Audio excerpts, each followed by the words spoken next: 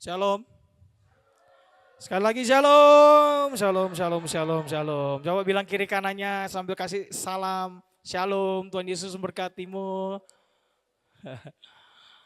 Ya, senang berjumpa dengan Bapak Ibu pagi hari ini. Dan saya percaya bahwa kita semua dalam keadaan yang baik-baik saja. Amin, puji Tuhan. Atau mungkin sedang tidak dalam keadaan baik-baik saja. Puji Tuhan juga. Ya, firman Tuhan atau selama ini kita terus dan diajar bagaimana kita harus mengucap syukur dalam segala sesuatu yang terjadi dalam kehidupan kita. Amin. Kuasa dari mengucap syukur itu yang akan menyelamatkan kehidupan kita. Kalau kita nggak mengucap syukur, mungkin kita sudah terpuruk hari ini, saudara. Betul? Kalau kita nggak mengucap syukur, mungkin pikiran kita sudah kalut, mungkin pikiran kita sudah kemana-mana. Kalau kita nggak mengucap syukur sama Tuhan, mungkin bahkan kita lupa kalau Tuhan itu baik sama kita. Kalau kita nggak mengucap syukur sama Tuhan, mungkin kita sudah entahlah. Dan mungkin kita nggak ada hari ini. Makanya ada lagu kan, aku ada hari ini. Bilang apa? Semua karena...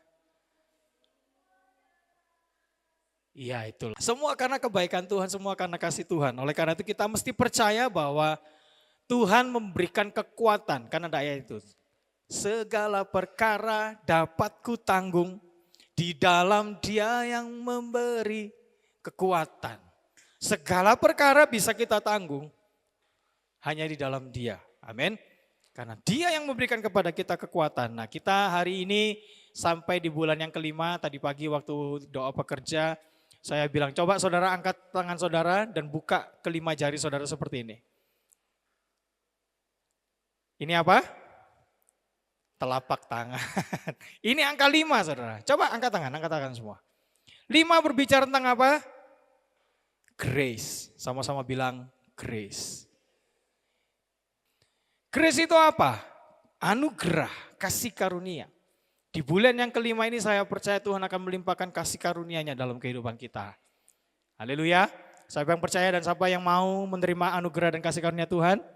Coba tempelkan 5 ini sama tetangga saudara, bilang tos grace gitu saudara. Anugerah Tuhan terjadi dalam hidup saudara. Haleluya. Ya, tema bulan ini, bulan Mei berbicara tentang living selflessly.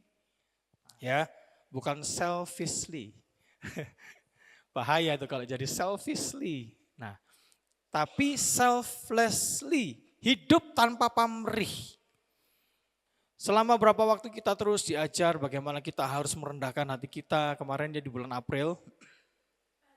Di bulan April kita belajar, kita merendahkan hati, kita mengarahkan hidup kita dalam setiap hal, segala sesuatu dalam hidup kita harus rendah hati. Karena Yesus memang mau supaya kita belajar lemah lembut dan rendah hati.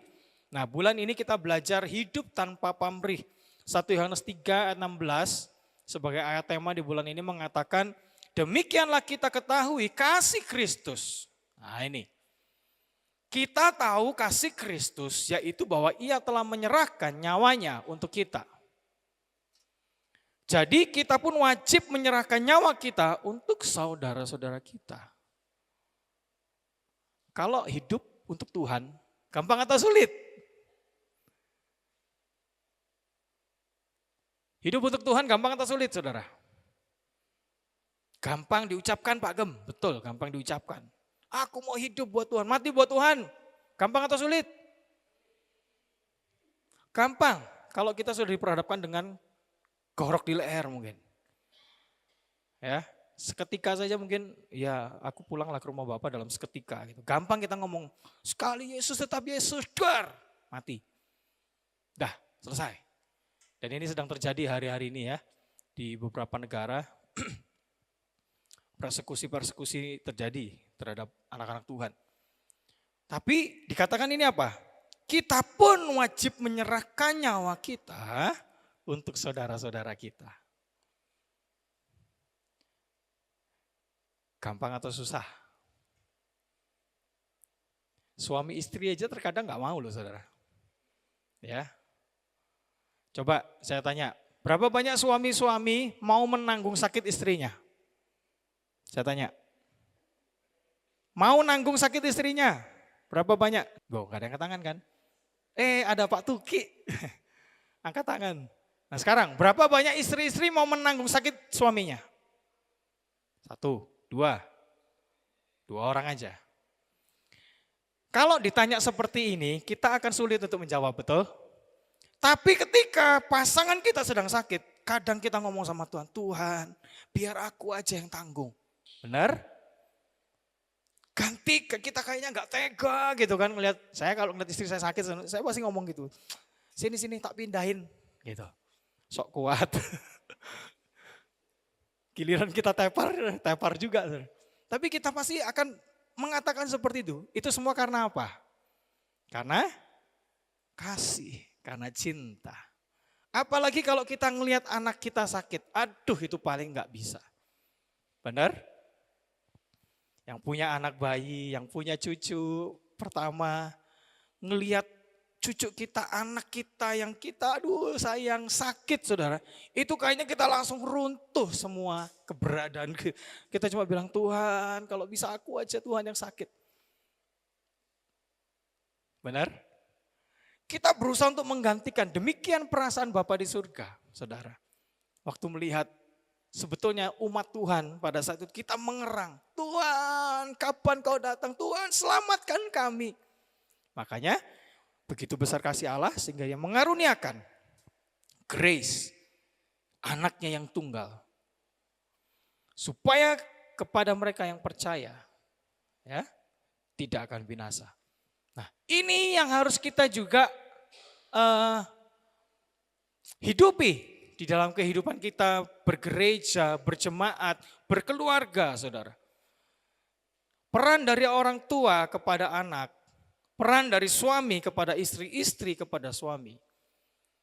Ya kan, hubungan demi hubungan itu kan seperti itu yang Rasul Paulus ajarkan. Pemimpin kepada orang-orang yang dipimpin, bahkan orang yang dipimpin kepada sang pemimpin. Bagaimana kita hidup untuk juga mau menyerahkan nyawa kita untuk saudara-saudara kita. Mungkin bukan berbicara tentang menyerahkan nyawa seperti yang Yesus lakukan saudara.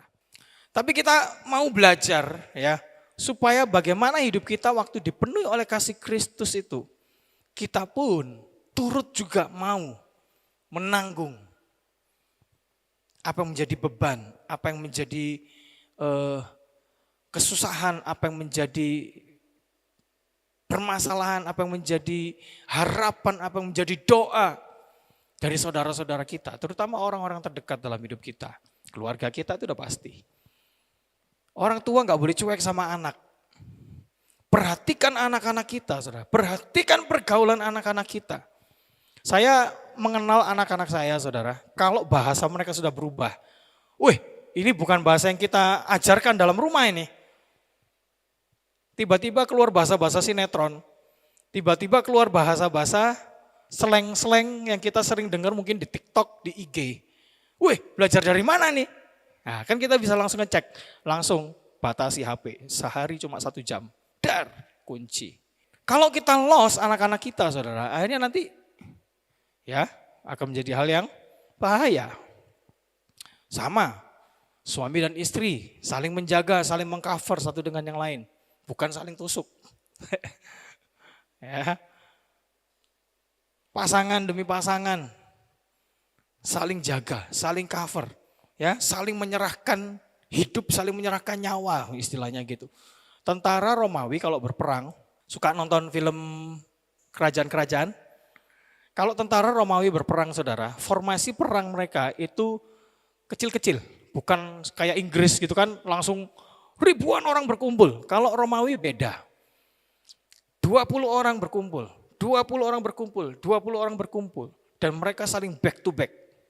Saling memunggungi ya, saling membelakangi. Jadi mereka saling menjaga kawanannya satu dengan yang lain. Baik perisai, ya itu langsung kelihatan seperti satu bulatan gitu. Gak bisa ditembus saudara. Dan waktu mereka berperang maju, itu dari segala sisi, itu bisa dikalahkan. Makanya betapa mengerikannya pasukan Romawi pada zaman itu. Mereka bisa menguasai katanya hampir 2/3 dunia ini dikuasai oleh Romawi. Karena cara berperangnya. Nah, anak-anak Tuhan mesti seperti itu satu dengan yang lain. Apalagi dalam keluarga. Harus back to back. Gak boleh saling tusuk. Kalau misalnya satu di belakang, saudara, itu bisa nusuk kita. Tapi kalau kita saling punggung ketemu punggung, saling menjaga dari setiap serangan musuh. Saling memerisai, saling membentengi dari setiap serangan musuh. Amin. Gereja Tuhan juga mesti seperti itu. Satu dengan yang lain di tempat ini harus back to back, saling menjaga. Ini namanya kita sedang menjaga kawanan. Itu yang Tuhan Yesus lakukan. Itu yang Tuhan Yesus lakukan. Itu yang para murid juga lakukan. Mereka saling menjaga satu dengan yang lain. Menyerahkan nyawanya. Supaya apa? Aku bisa melindungi saudaraku. Aku bisa melindungi pasanganku. Aku bisa melindungi anak-anakku. Aku bisa melindungi keluargaku. Aku bisa melindungi kawananku. Rekan-rekan sepelayanan, rekan-rekan satu gereja. Ya, tapi kalau saling ini ya udah hancur saudara. Ya.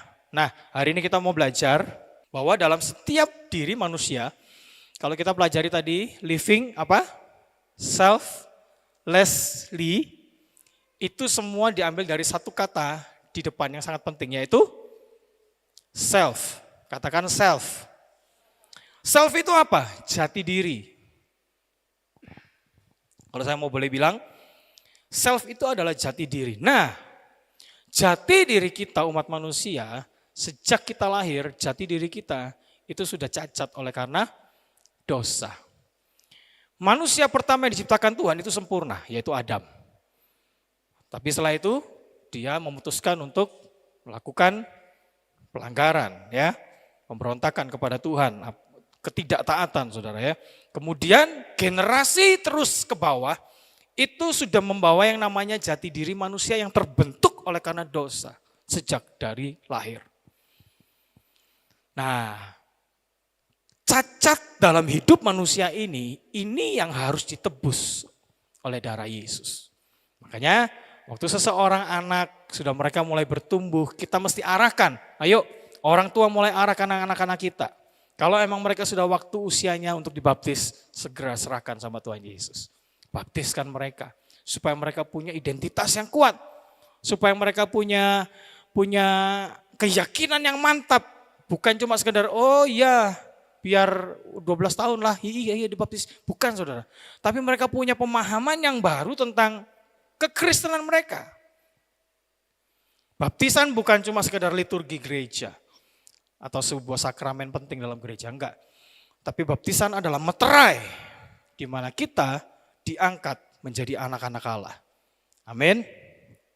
Jadi jati diri ini, ya, jati diri manusia yang terbentuk karena dosa ini harus dipulihkan. Dengan cara apa? Waktu kita menerima Tuhan Yesus sebagai Tuhan dan Juru Selamat, maka jati diri manusia yang terbentuk karena dosa itu akan dipulihkan dan disempurnakan dan dikembalikan kepada jati diri kita yang semula dan sempurna.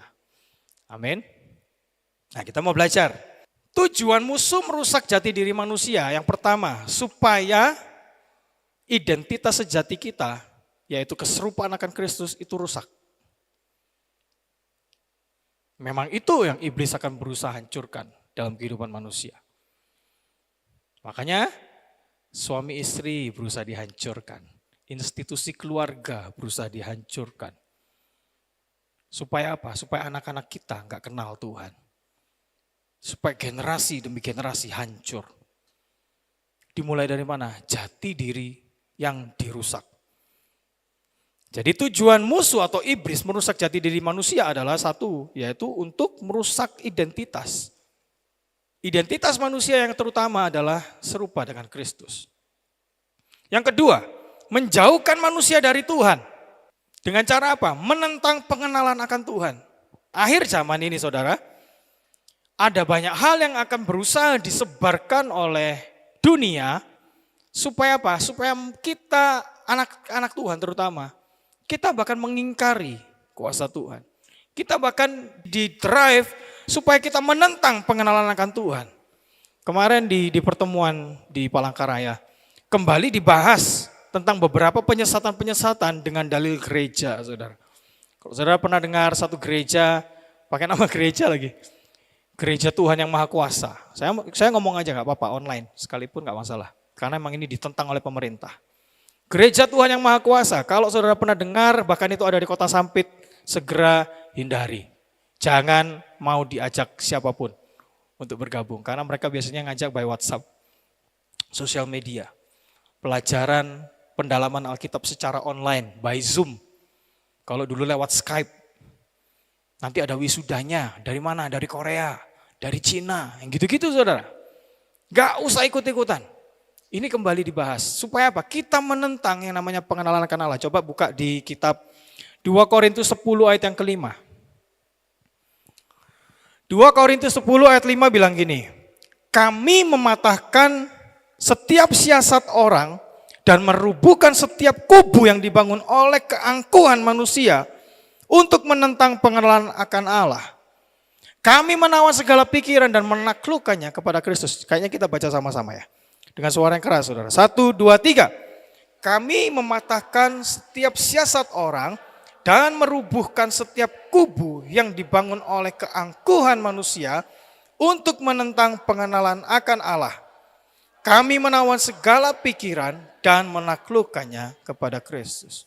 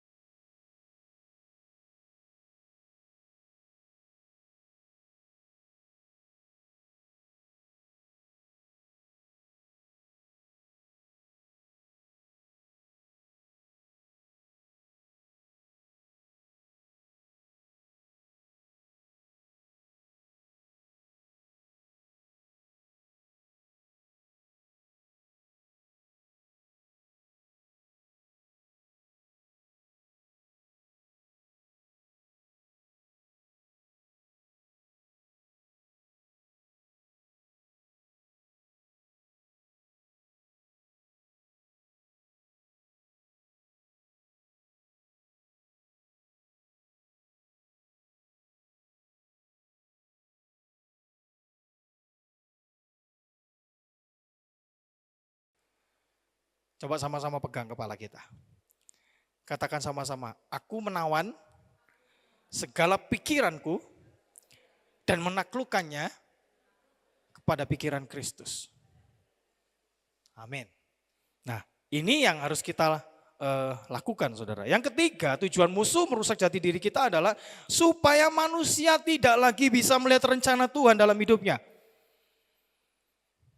Salah satu moto GBI Rock adalah we help you to fulfill your destiny. Kami membantu Anda supaya Anda mengetahui tujuan hidup saudara. Yeremia 29 ayat 11, ayat hafalan yang selalu sering diperkatakan ya. Yeremia 29 ayat 11. Yeremia 29 ayat 11 bilang gini, sebab aku Tuhan mengetahui rancangan-rancangan apa yang ada padaku mengenai kamu. Demikianlah firman Tuhan. Yaitu apa? Rancangan damai sejahtera dan bukan rancangan kecelakaan. Untuk apa? Memberikan kepadamu hari depan yang penuh harapan. Ini rancangan Tuhan semula yang Tuhan ciptakan bagi kita saudara. Yaitu rancangan damai sejahtera dan bukan kecelakaan. Amin. Ayo kita sama-sama belajar. Ya, supaya kita tidak terjebak dalam jati diri yang diciptakan oleh musuh, supaya kita hancur, saudara. Kata self, jati diri, SELF, saya buat akronim, saudara. Akronim terhadap kata self ini. Ya, berapa banyak saudara yang mau tahu tentang akronim dari self ini? Mau ya? S yang pertama itu adalah selfishness. Selfishness.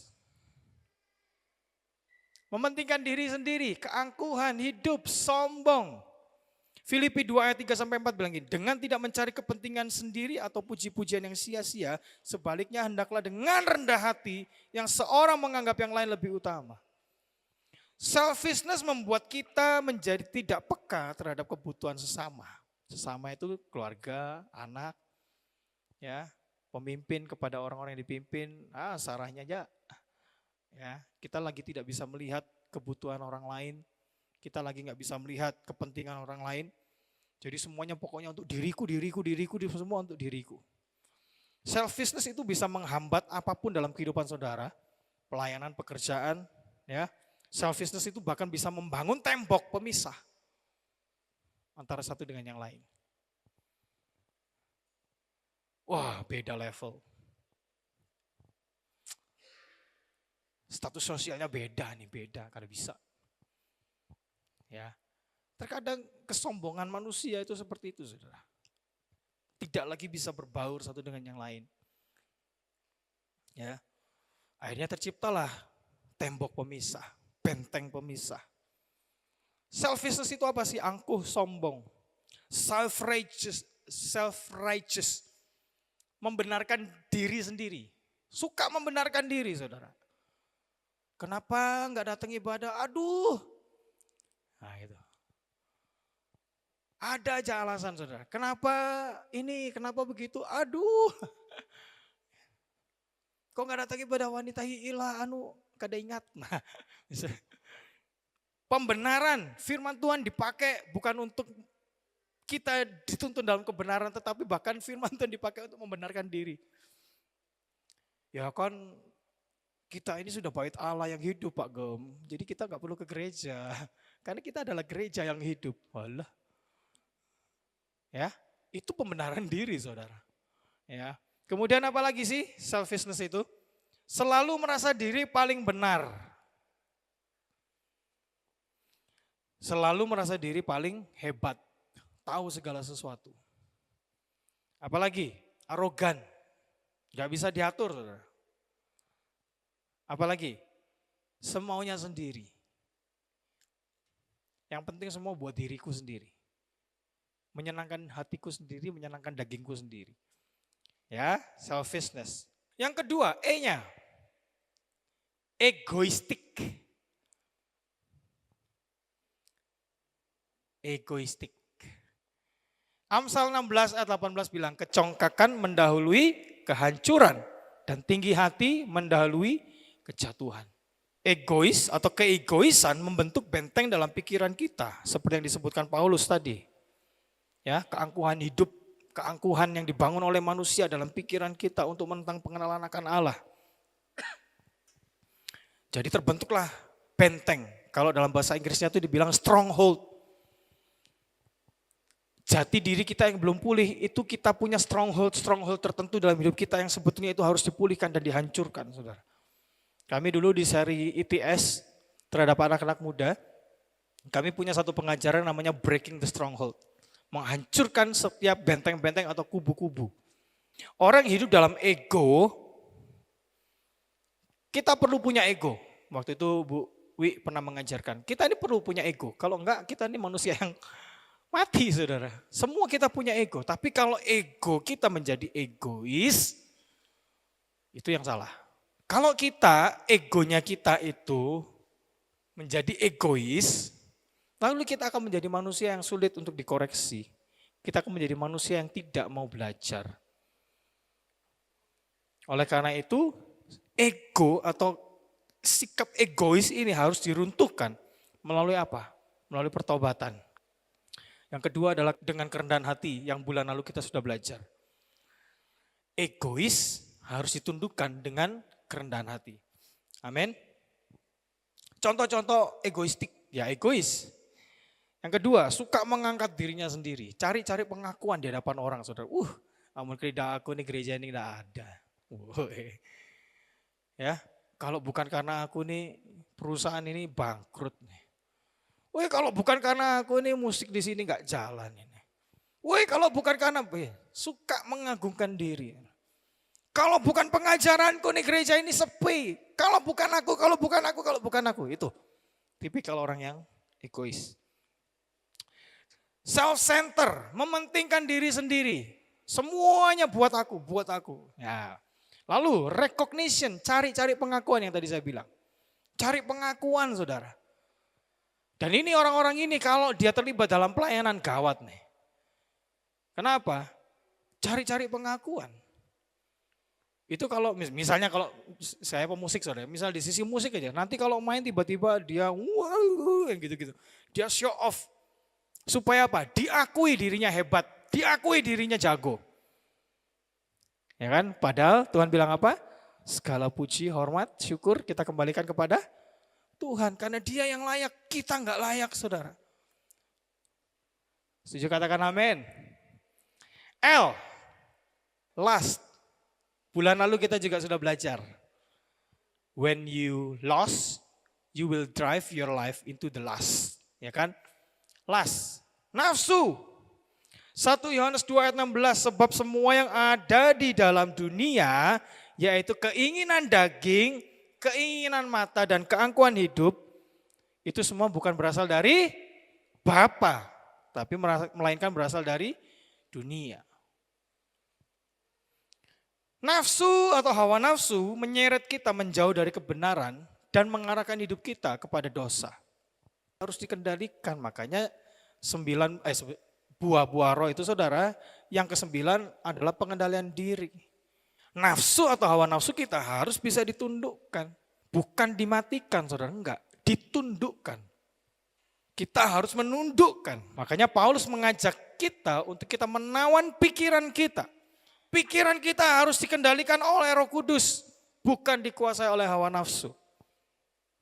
Contoh, orang yang penuh dengan hawa nafsu, ya banyak hal. Hawa nafsu itu bicara banyak hal.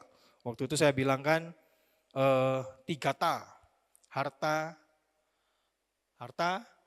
tahta, seksualita. Ketiga hal ini kadang mendrive manusia untuk bisa menguasai semuanya. Dengan segala cara, saudara. Ya, self-satisfy, kepuasan diri sendiri. Ini orang yang dipenuhi oleh nafsu itu biasanya semuanya untuk memuaskan dirinya sendiri. Hawa nafsu itu bukan cuma berbicara tentang seksualita, enggak Bapak Ibu Saudara. Makan banyak itu juga hawa nafsu. Tidak bisa kontrol diri untuk makan, itu juga hawa nafsu. Rakus bahasa itu. Serakah. Tidak ada pengandalian diri dalam hidup. Ya, serakah, rakus, tamak, itu orang-orang yang dipenuhi oleh nafsu. Semuanya untuk kedagingannya diri sendiri. Semuanya pokoknya untuk memuaskan kedagingannya. F yang terakhir, berbicara tentang foolishness. Foolishness, kebodohan. Amsal 1 ayat 7 berbicara, takut akan Tuhan adalah permulaan pengetahuan. Tetapi orang bodoh menghina hikmat dan didikan. Jangan sampai kita menjadi bilangan orang-orang bodoh yang menolak hikmat dan menolak didikan. Kita aja jengkel kalau kita ngelihat anak kita nggak mau belajar. Benar? Jangan nuntut anak kita belajar, kita sendiri nggak mau belajar. Gitu. Belajar yang baik naklah, karena kamu menjadi orang.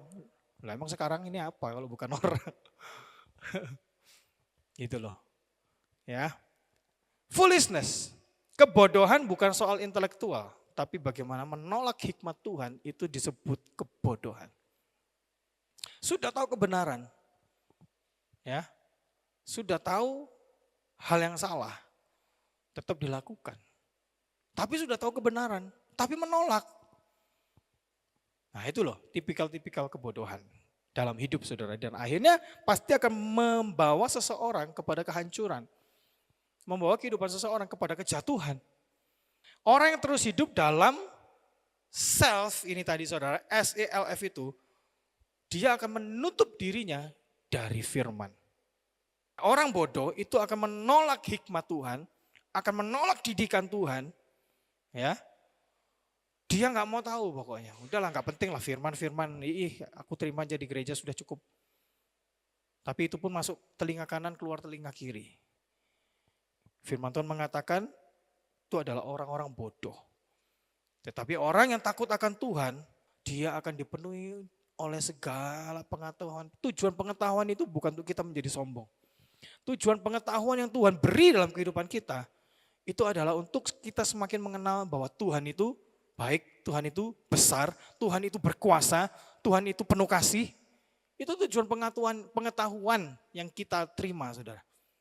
Tuhan ngasih kita pengetahuan demi pengetahuan. Tuhan kasih kita hikmat demi hikmat. Itu tujuannya supaya apa? Supaya kita semakin mengenal Dia dengan benar. Amin. Supaya bisa jadi berkat bagi banyak orang dengan segala pengetahuan yang kita terima. Bukan jadi tambah sombong. Amin. Kunci kemenangan dari self yang rusak ini, saudara, adalah bahwa kita harus rendah hati dan harus haus akan kebenaran. Contoh foolishness, kebodohan. Ya, dia akan mengarahkan hidupnya kepada kesia-siaan. Gak apa-apa lah Pak Gem, gak ada yang lihat juga. Ya, gak ada yang tahu.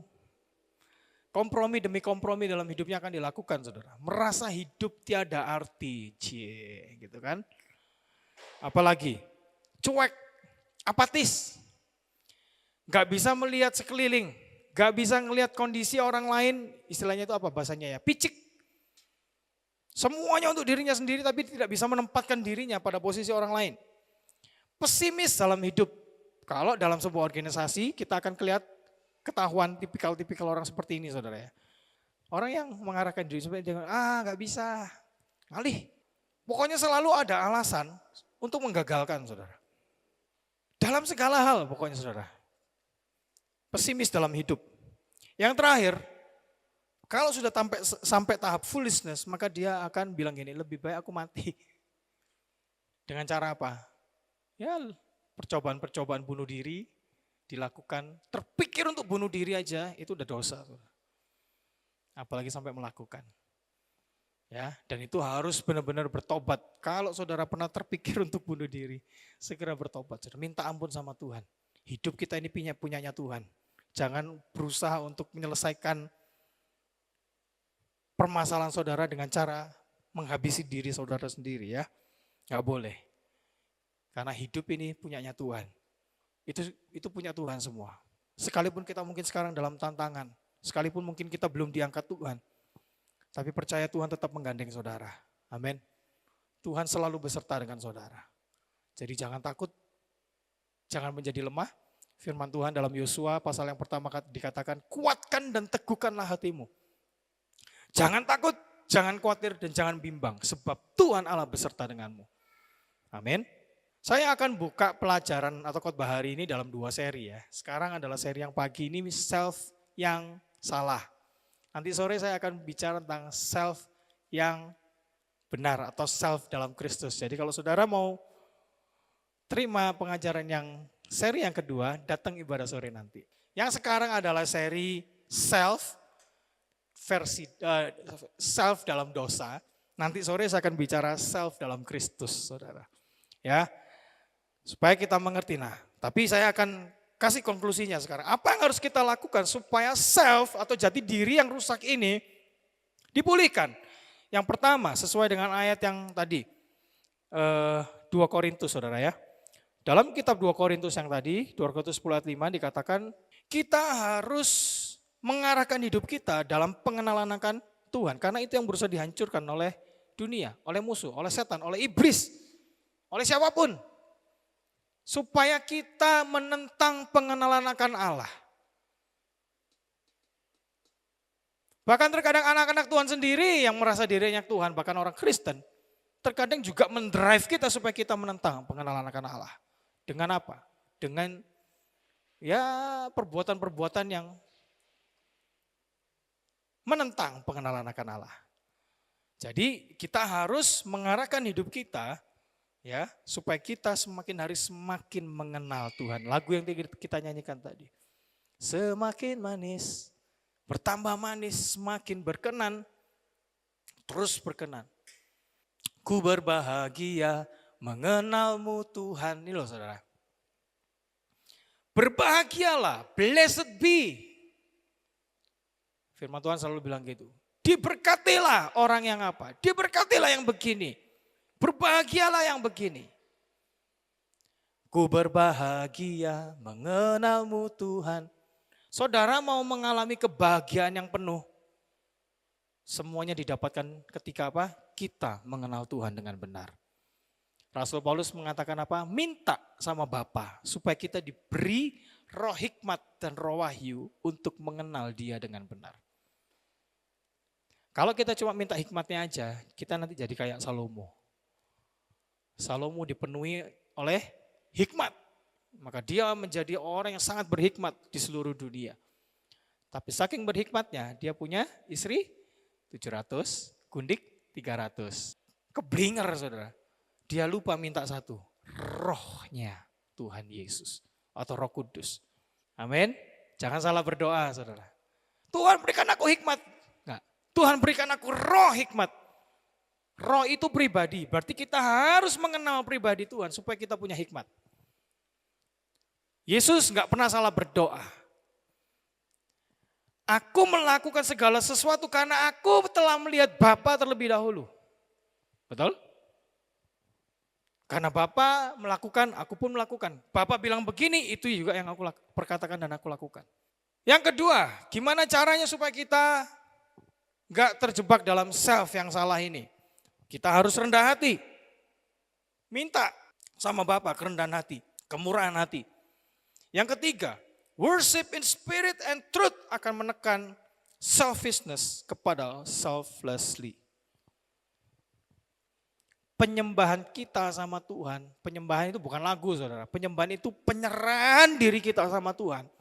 Akan menundukkan kesombongan, keangkuhan hidup dan mengarahkan hidup kita kepada yang tadi tanpa pamrih. Gak hitung-hitungan sama Tuhan. Tuhan kalau emang aku mesti buka ini, Tuhan kalau aku mesti kasih ini, ya wes. Tuhan kalau aku mesti tolong orang ini, oke. Tuhan kalau aku mesti apalah, ya sudah Tuhan. Gitu, ya, nggak hitung-hitungan sama Tuhan. Dan melalui apa? Worship in spirit and in truth. Artinya apa? Kita menundukkan. Kita menyerahkan seluruh kehidupan kita. Yang keempat, yang terakhir, sangkal diri dan pikul salib. Karena kita adalah murid-murid Kristus. Itu akan menghancurkan self, jati diri yang salah itu saudara. Dan mengarahkan kita kepada living selflessly. Hidup tanpa pamrih karena kasih Kristus memenuhi hidup kita. Amin. Berapa banyak saudara yang mau supaya saudara menjadi berkat bagi banyak orang. Hidup tanpa pamrih saudara ya. Mengasihi orang tanpa pamrih. Ya. Mengasihi orang yang baik sama kita itu gampang. Betul? Berbuat baik kepada orang yang baik sama kita itu gampang. Tetapi kita tetap berbuat baik kepada mereka yang membenci kita. Mereka yang sudah menyusahkan kita. Berbuat baik kepada mereka bahkan yang sudah menyakiti kita sekalipun. Gampang atau susah? Gampang-gampang susah Pak Gem. Akan menjadi mudah kalau saudara menundukkan pikiran kita kepada pikiran Kristus. Artinya apa? Hidup kita dipenuhi oleh kasih. Maka itu akan menjadi gampang. Tapi kalau kita melakukannya dengan cara kita, daging kita akan bilang susah Pak Gem. Gak mungkin itu dilakukan. Aku loh sudah dihajar, aku loh sudah dipukul, aku loh sudah ditipu, aku loh sudah diginiin, aku loh sudah difitnah, aku loh sudah diginikin. Masa aku tetap harus mengasihi dia? Tapi karena kita mau menundukkan pikiran kita kepada pikiran Kristus dan membiarkan Tuhan berpekara dalam hidup kita, kita akan menjadi orang Kristen yang always happy lah saudara. Kekristenan kita akan menjadi ringan saudara. Kok itu udah diganti sama Tuhan, makanya pikul kuk yang kupasang, karena kuk yang kupasang itu bebannya ringan dan enak. Artinya apa? Kita sudah tanggalkan beban-beban yang menghimpit kita, menekan kita sampai kita tertunduk, gak bisa angkat kepala saudara. Tanggalkan itu dan gantikan dengan kuk yang dari Tuhan Yesus. Karena bebannya ringan. Itu yang membuat kita jadi bisa tersenyum, bisa ketawa. Sekalipun walau sana sinis itu pusing, semua orang susah, tapi engkau kan tetap tertawa. Haleluya. Ada lagu, kita nggak pernah nyanyiin ya, judulnya lagunya Gandol Gusti. Gandol Gusti, Gandol Gusti, Gandol Gusti. Saben dino wengi, Gandol Gusti. Itu saudara, kalau kita gandol Gusti itu artinya kita ngikut sama kuknya Tuhan. Itu hidup kita jadi enak, jadi ringan. Kekristenan kita tanpa beban gitu loh saudara. Kenapa? Tuhan aja udah ngomong kok. Kemenangan sudah kau jamin. Menjadi umat yang lebih dari pemenang itu bukan cuma slogan saudara. Selama ini kita ya ibaratnya kayak itu loh. Kita ini bawa beban batu besar di punggung kita. Lalu datanglah sebuah pickup. Ayo Pak saya bantu. Ya akhirnya dia orang itu naik ke pickupnya saudara. Tapi bebannya masih dipikul. Berat nggak? Ya, masih berat. Maksudnya gini loh, kalau diajak naik ke pickup itu, artinya apa? Bebanmu taruh. Jalan. Sampai tujuan, sampai. Tapi ringan. Kenapa? Karena kita sudah tanggalkan beban kita. Amin. Demikian firman Tuhan pagi ini saudara. Ya, jadi ayo kita bangun hidup kita. Berjalan bersama dengan Tuhan. Mengasihi orang tanpa pamrih, memberi tanpa pamrih, menolong orang tanpa pamrih, melayani tanpa pamrih, bekerja tanpa pamrih, segala sesuatunya kita hidup tanpa pamrih. Taklukkan dan tawan pikiran kita kepada pikiran Kristus, jangan hidup dengan self yang salah ini, nanti sore saya akan jelaskan self yang benar yang di dalam Kristus. Amin. Oleh karena itu, datang lagi sore ini. Coba bilang kiri kanannya, datang lagi sore ini.